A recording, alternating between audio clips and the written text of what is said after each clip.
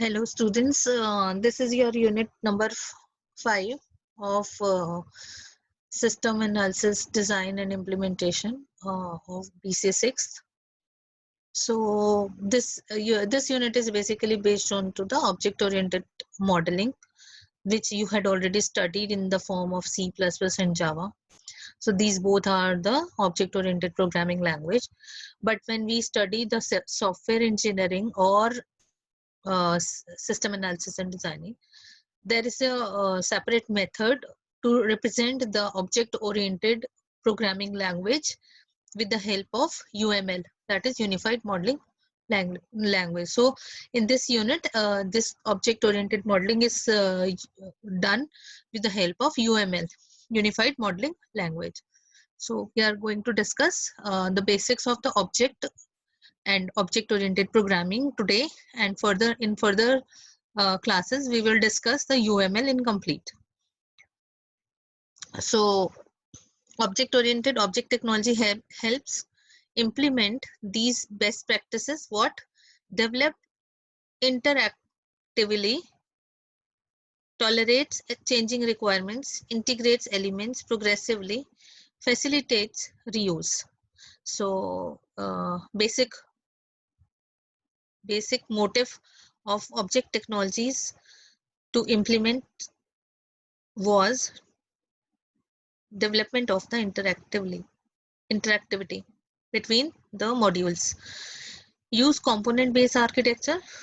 As we know, what do we mean by the components? Means if you see the things that, if you consider a computer system, then there is a different components.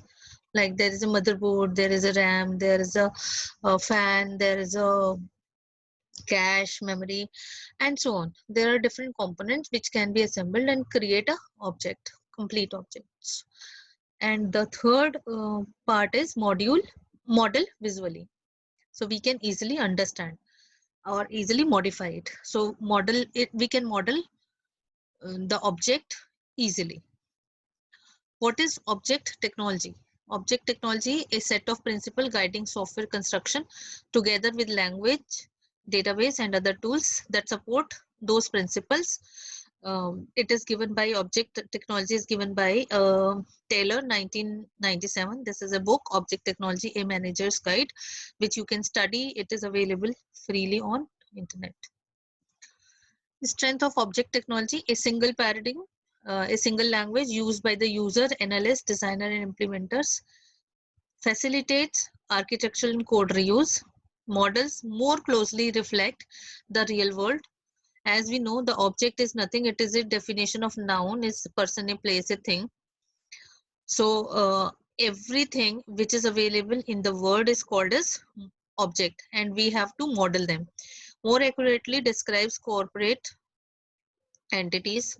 It decomposes based on natural partitioning, easier to understand and maintain. Another strength is stability. A small change in requirement does not mean massive changes in the system under development. And adaptive to change. So flexible is there, dynamic.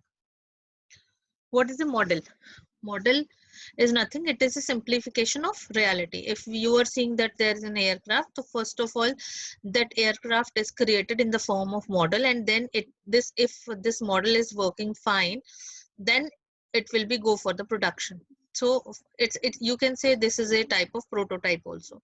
So for example, if you are seeing that drones are nowadays working very fine, but drones are in passes through different phases. So first the prototype has been created, then they had tested it, and then creation of further and further, many lines, many models had been created for the successful implementation of drones.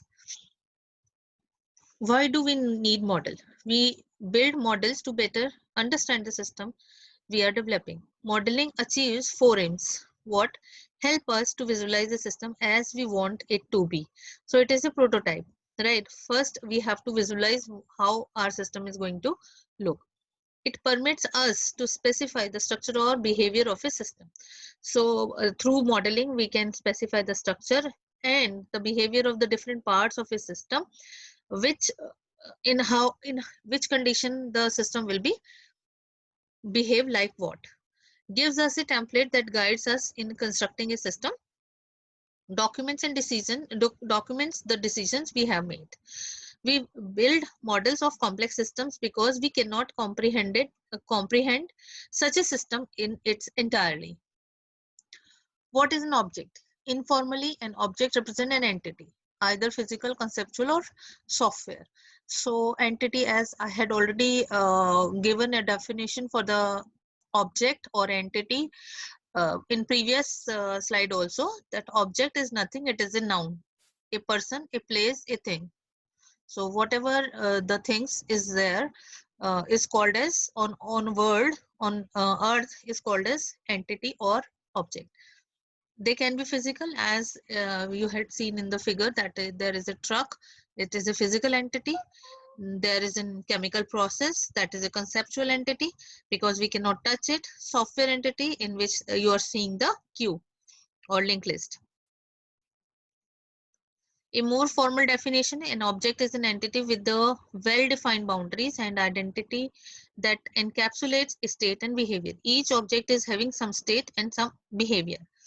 State is represented by attribute and relationship. So if we talk about a object, let's suppose we are talking about a car. Car is an object, so its color, its number, these all are comes under the state. It's a behavior.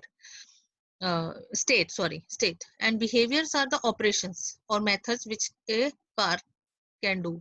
Is it is a four-wheeler, its operation is moving left, right, or straight, go straight. There are some methods and operations which represent the behavior of a object. So example of object is car.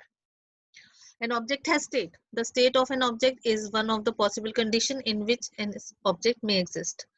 The state of an object normally changes over time. For example, Jane Doe, employee ID, date hired, status, discipline, and maximum course. So in another form, the same person, John Doe, is a professor. So in one place it is an employee, another place he is working as a professor. So the state can be changed of an object. An object has behavior. Behavior determines how an object acts and reacts. The visible behavior of an object is modeled by the set of messages it can respond to, operations the object can perform. So what the operations can be performed by an object is called as its behavior. So professor can take classes. He can submit the grades. He can accept the courses. He can take the sabbaticals, or he can also check the answer sheets and so on.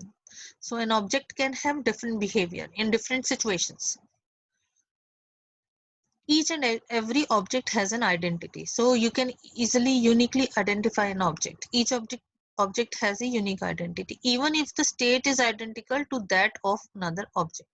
So if we are seeing there is two figures, Professor John Doe and two teacher of biology. Professor John Doe, again teacher of biology. But do you see any difference between these two?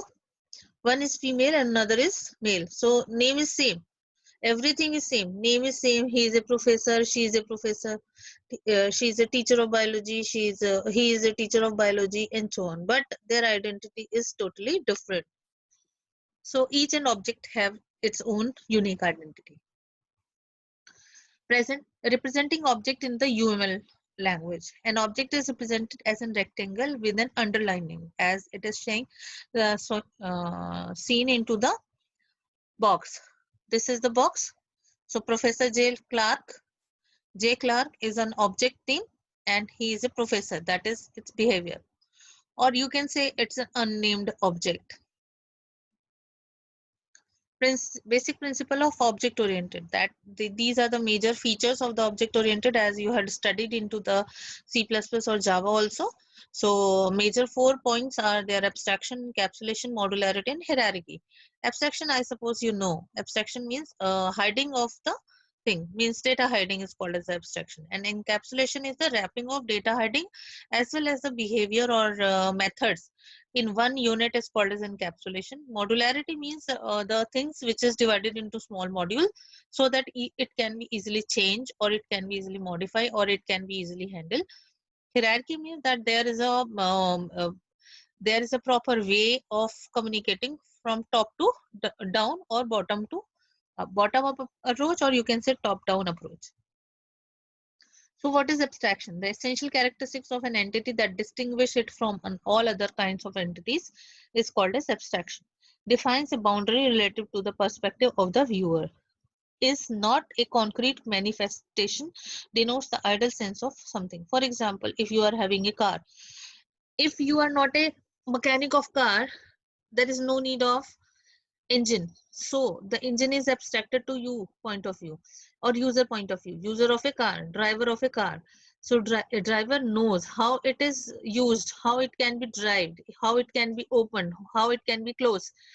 But the driver cannot know how the engine is working, how the engine is doing the things independently, how the fuel is cracking, and so on. So this is the abstraction. Is another example is suppose you want to see, if you want to see that there is a washing machine in your house, how it is working you don't know, but what it can do you know. So you can wash your clothes, you can operate it, but how it is working internally you don't know, until unless you are not a mechanic of that machine.